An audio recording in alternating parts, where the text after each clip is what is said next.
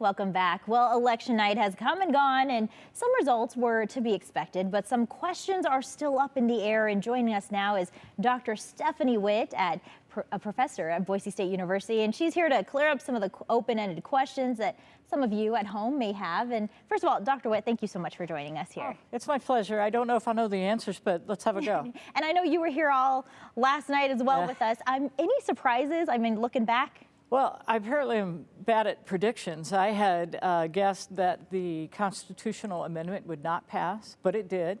It was close, but it passed, so I was definitely wrong on that count.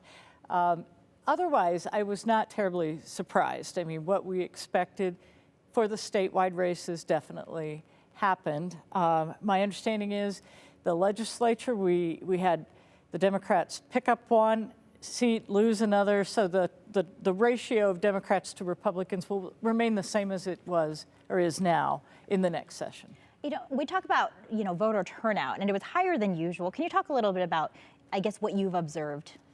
Well, if we compare this midterm election to the last one, which would have been 2018, the turnout really fell off for Ada County residents. But it's typical to have turnout be much less in a midterm election as opposed to when the president's on the ballot. More people show up to vote in those presidential years than do in the midterms. Very interesting. And what about, when it comes to the political passage of the constitutional amendment? I mean, I think that was a big thing as well, right? Well, it's a big deal. The legislature was seeking the power to call themselves into special session. The way it is now is the governor is the only person who can do that. They wanted that power. We'll see what happens. I don't know if it was sentiment about the COVID precautions that the governor took that were some of the things that the legislature was interested in being able to change. We'll see how often they exercise this new power. Yeah, because, I mean, you mentioned COVID, and obviously I think that kind of just shook everything up, right, for a lot of people. And so we kind of saw that play yesterday. Yes, well, I think, the governor took some steps that he thought were prudent to protect Idaho and Idaho's economy, and he didn't take some steps that he thought would be best for Idaho and Idaho's economy. The legislature disagreed. Now, if they disagree and they want to come back and deal with an emergent situation, they'll have that power. Okay, so talk a little bit about what happens now. When can we expect these official results? We've heard, declarations, if you will. Talk about that. Well, especially in some other states where there are millions and millions of voters and absentee ballots and mail-in ballots, it's going to take a while for those election officials to process all of those ballots.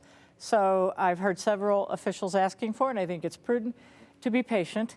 The delay does not mean that there's a problem with corruption. It means that they're taking the steps necessary to process the ballots, and they're taking them carefully to make sure they're done right. We won't know about the control of the Senate probably for at least for days and maybe a month because the Nevada and Arizona races are still very close, and the Georgia race is going to a runoff that will happen in December.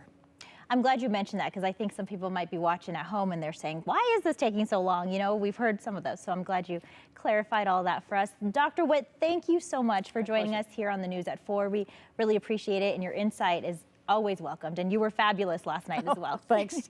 I enjoyed it. Thanks. All right. Well, thank you so much.